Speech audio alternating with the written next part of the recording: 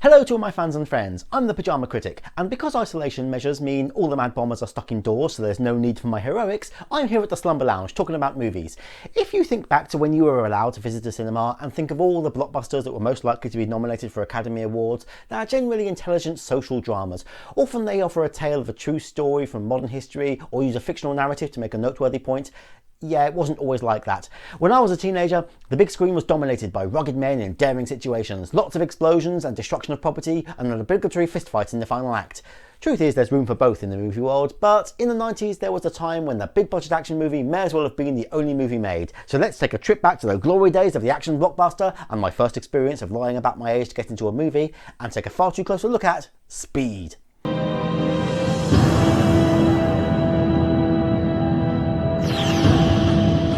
Released in 1994, directed by Jan de Bont in his directorial debut, starring Keanu Reeves, Sandra Bullock, Dennis Hopper and Jeff Daniels, the film tells a story, I use that term loosely, of a bus in LA rigged to explode if it drops below 50 miles an hour. I understand how that works, because I've been on buses in London that I'm sure would blow up if they ever went above 5 miles an hour.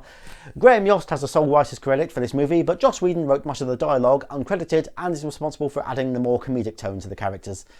We start by meeting our main villain. We won't find out his name or backstory until more than halfway through the movie, but this is Howard Payne, played by Dennis Hopper, who cements his role as bad guy thusly. So that established, we get right on with the action. A flock of executives enter an express elevator and are treated to a faster ride down than they anticipated. Thankfully they are near the top of the building as the emergency brakes take around 20 floors to kick in.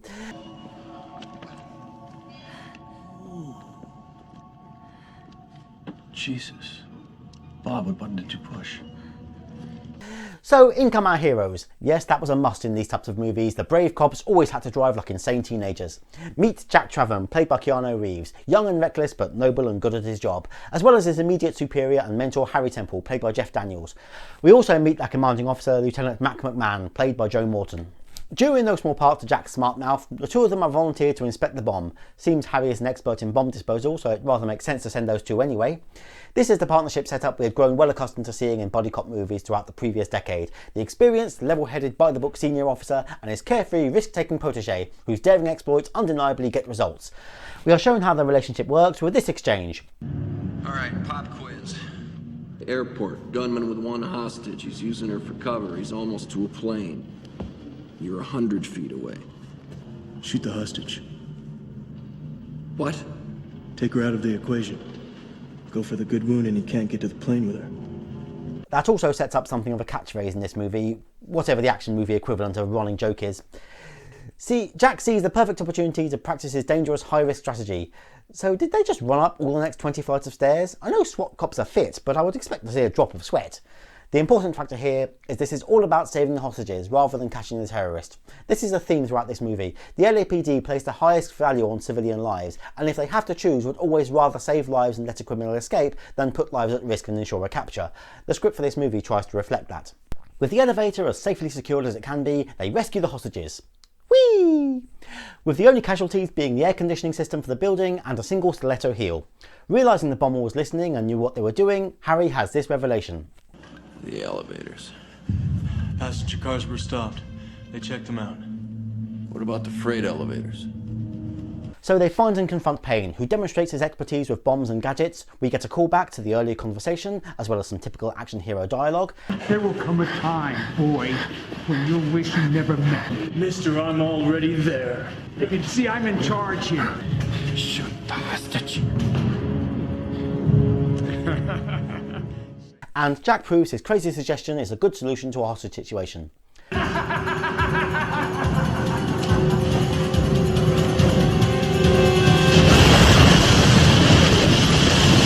Fast forward to the two of them receiving medals for the rescue. Like all police honour ceremonies, this is being televised, and we see they have one very interested viewer.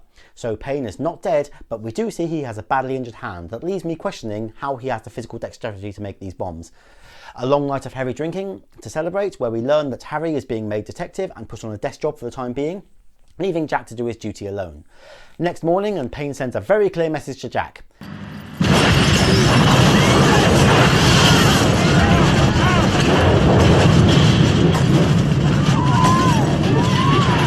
That time I will accept the depot's excuse for the delay.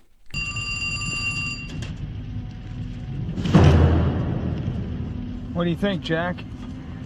Payne Dillett makes it clear that he hasn't given up on getting a hefty ransom for his retirement and sets everything in motion for the main setting of this movie. Once the bus goes 50 miles an hour, the bomb is armed. If it drops below 50, it blows up. Enter our final main cast member, Annie, played by Sandra Bullock. We actually find out very little about her, except that she has to get a bus to work having lost her licence. As is the fashion with people who don't want to be on public transport, she seems to draw the attention of the most annoying of her fellow passengers, most notably Stevens, played by Alan Ruck, who may as well have been credited as Ferris Bueller's friend.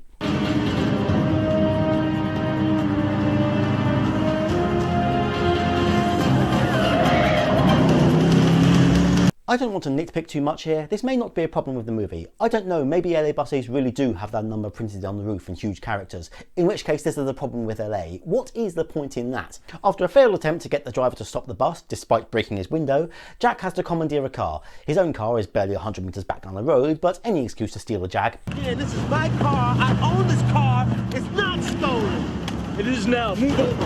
Fuck!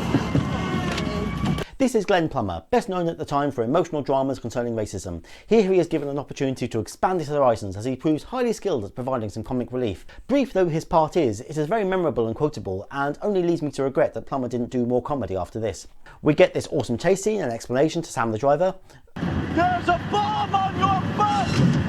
There's a bomb on your bus! There's a... What? Fuck! Honestly, I could just play all Glenn Plummer's lines from this one scene and nobody would be disappointed. Somehow, Jack manages to get the point across to Sam without him slamming on the brakes. Jack has demonstrated already that he is willing to disregard the law in his quest to keep people safe, but apparently that knows no bounds as he won't even obey the laws of physics. He jumps onto the moving bus. Somehow. Another rule of the fast-paced action movie is that one challenge is never enough. There have to be extra obstacles along the way, and this young petty criminal is happy to oblige. I would say more about his character, but we don't find out anything about him. Not his name, not what his crime was. All that matters is he assumes Jack is there to arrest him and gets into a tussle and ends up wounding the driver with a stray bullet, causing Annie to take the wheel. Jack fills them all in. There is a bomb on this bus. If we slow down, it'll explode. Bullshit! Yeah, there's a bomb. Some funny joke, man. Are we gonna have a problem now? Really? This guy thinks Jack's tased him down, jumped onto a moving vehicle and now won't stop to let this injured man off just to fudge with them? Jack then finds the bomb under the bus and describes it to Harry with Ferris Bueller's friend relaying the information.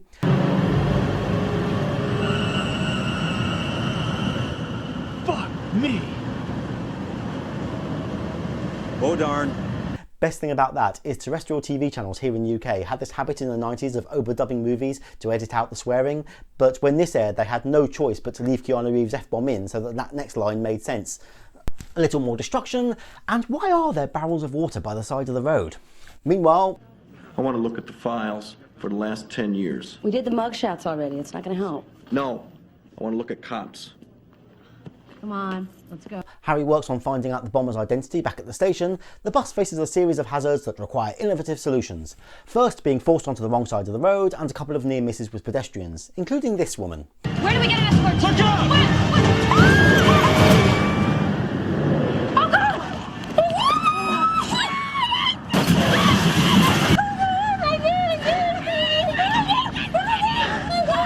God! Cans! Cans! There was no big, it was full of cans. I get Annie's reaction. I don't have kids, but I was a childminder. I would be paralysed with shock if I thought I killed a baby. But who uses a buggy as a shopping trolley? The only reason for that is to troll anybody who may accidentally run into it. Then it's a sharp right turn that threatens to tip the bus over. Luckily, Jack knows his physics better than me. I thought the logical thing would be to get everybody on the left side of the bus to stop it tipping over to the right, but actually the danger was that they would tip to the left as the bus straightened out of the hard right turn, so had to get the weight on the right side of the bus. I looked it up. Apparently, it's the same principle as bikers leaning into a turn. Makes sense when I see it put like that. Next, we have the struggle of getting the driver off the bus as Payne agrees so long as nobody else tries to get off. Somebody does, and he blows the steps, giving us the only passenger death.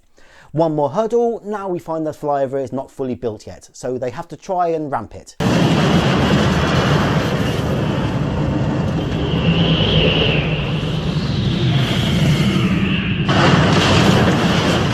No way. A bus travelling at 70 miles an hour would not clear half that gap, and there's no reason the front of the bus should lift up like that. Annie takes the bus into a holding pattern at the airport, and they circle the runways as Jack gets underneath the bus to have a go at the bomb.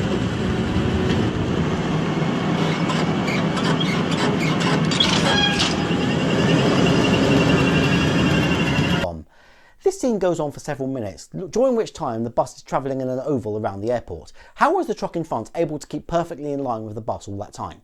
Turns out LA buses have the flimsiest gas tanks known to man, as Jack is able to puncture it with a screwdriver before being helped back onto the bus. Come on! We got him now! Come on! Oh! Jesus, I can't believe it! Meanwhile, Harry and his team have identified Howard Payne, a bomb officer who moved to LA after being medically retired due to a mangled hand. So he's now getting disability and a police pension. There's just no need for him to turn to crime. He should be set for life. Just look at the neat house he has in a lovely suburban neighbourhood. Harry and other officers go to check it out. Looks like his leg is all better now. That didn't take long to heal. Of course, it's a trap, and Harry is finished.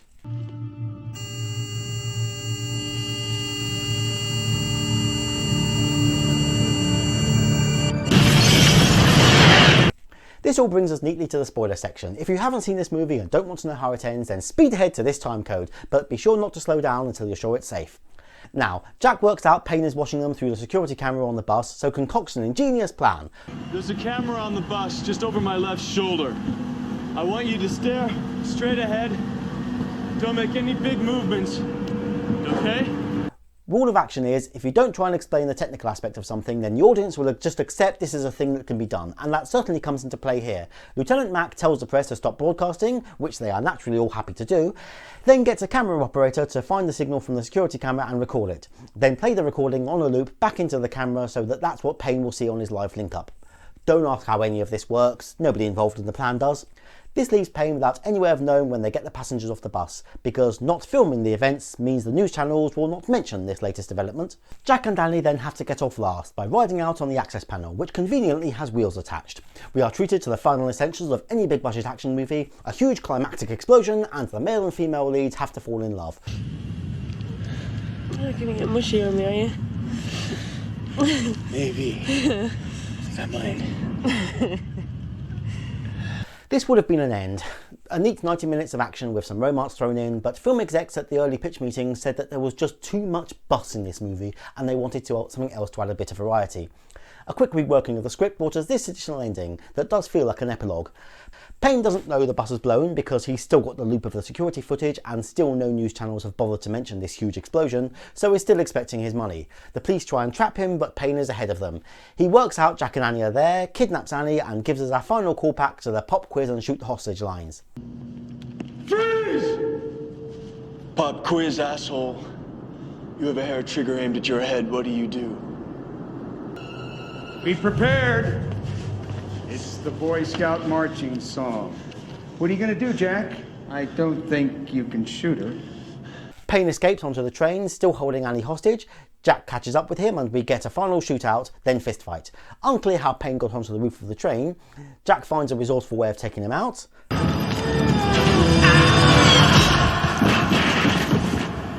Yeah? Well, I'm taller. Can never just kill a terrorist, always have to say something. Back inside the train, getting on and off this train while it's in motion is proving surprisingly easy. Turn around. Where's Payne? He lost his head. Of course he's been waiting to say that all his life. I'm sure he started day one of training academy, hoping that one day he would dispatch a terrorist by decapitating him, and then a hostage would ask what happened just so he could use that line. With the train heading towards the end of the track, and Annie cuffed to a post, there's apparently only one thing for it. There's a curve ahead. I'm gonna speed it up. Make it jump the track. This is really stupid. Genuinely no idea what this is about. If the emergency brake is out of action but the speed control still works, then what's to stop him slowing the train down? Guess he's just a thrill seeker looking for the opportunity for one more act of explosive destruction. A crashing finale, miraculous survival, and passionate embrace that draws an impressive crowd.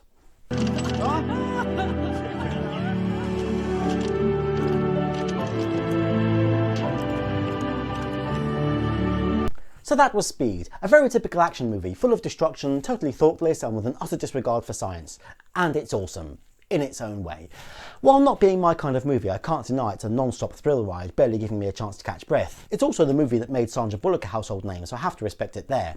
Keanu Reeves gives a fairly average performance, I've certainly seen him do better. Jeff Daniels feels disappointingly underused, but Dennis Hopper shines as the true star. At times this movie feels like a series of mini challenges set up for our leads to knock down, all only loosely connected by the main thread of the bus that has to keep going fast. Still, it's a testament to how engaging those scenes were that such a simple premise is able to fill 2 hours without ever slowing down or dragging on. And the bus passengers are a letdown because the prospect there was quite promising. Give us this ensemble cast, a group of characters with vastly different backstories and motivations, united in this desperate situation, but in the end we just got Ferris Bueller's Friend, the Giant Builder and a pack of other generic background figures. If I'm honest, this has proved the hardest movie so far to rate, but I'm coming down in the average zone and leaving it at 2.5 slippers. Mediocre but entertaining. Thank you for watching. Please don't neglect that like button, it really does work wonders for my channel growth. Be sure to leave a comment down below letting me know how I'm doing, and subscribe for new movie analysis every week. I've been the Pyjama Critic, and remember, you need not be downhearted by the police and road warnings telling you to reduce your speed. You can always take coke instead.